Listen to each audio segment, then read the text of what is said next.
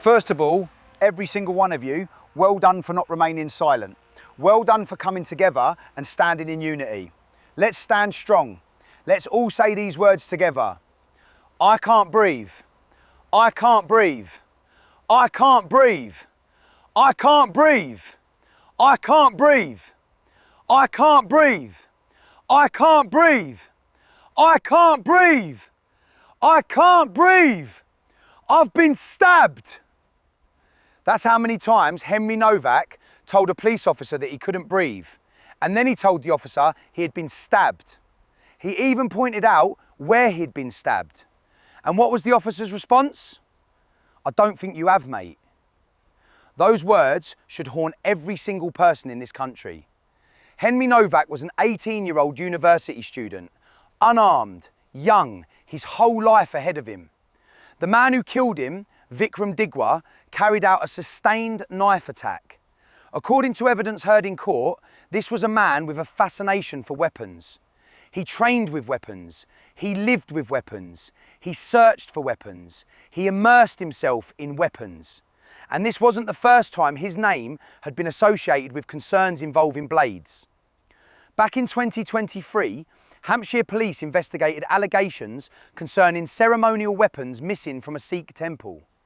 The investigation ultimately resulted in no further action, but the concerns were there, the questions were there, and now people are entitled to ask whether warning signs were missed.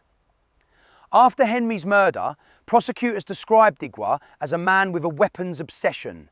Their words, not mine. A man who chose to carry and use a weapon on the streets of Southampton. A man who reportedly wore a dagger at work, making colleagues uncomfortable, while many felt unable to voice concerns because nobody wants to be branded a racist for simply raising legitimate questions. And that's where we come to the bigger issue, the culture that now surrounds modern policing. The Hampshire and Isle of Wight Constabulary Race Action Plan says they aim to police with courage, empathy and respect, delivering an anti-discriminatory public service. Well, Henry showed them exactly where he'd been stabbed and told them repeatedly he couldn't breathe. If that's courage, empathy and respect, I'd hate to see negligence. They tell us their officers are highly trained and skilled in the use of police powers and understand the wider impact of their actions.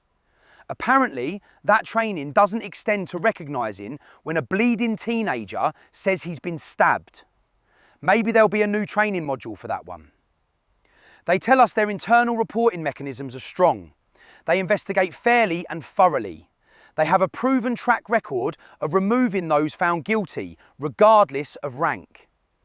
Then why were officers involved in this incident still serving after supervisors had access to the body cam footage?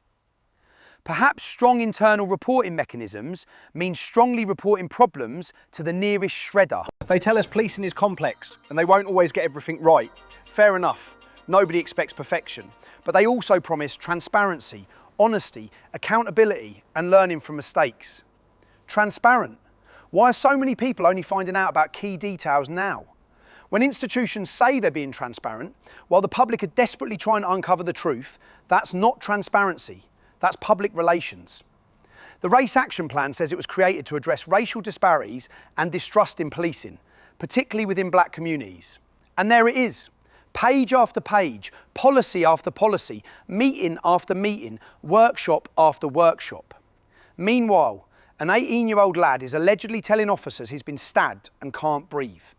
It seems the police have become experts at writing action plans and considerably less interested in action itself. The force says it has zero tolerance for racism and is anti-racist in all it does. Wonderful. But can we also have zero tolerance for incompetence? Or is that scheduled for next year's diversity seminar? They tell us they understand the trauma and historical impact of policing on ethnic minority communities. Fine. But do they understand the trauma suffered by Henry Nowak's family? Or is that not fashionable enough to make it into the policy document?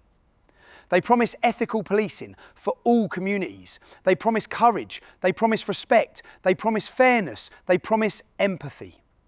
The British public have heard so many promises from institutions that they could wallpaper Westminster with them.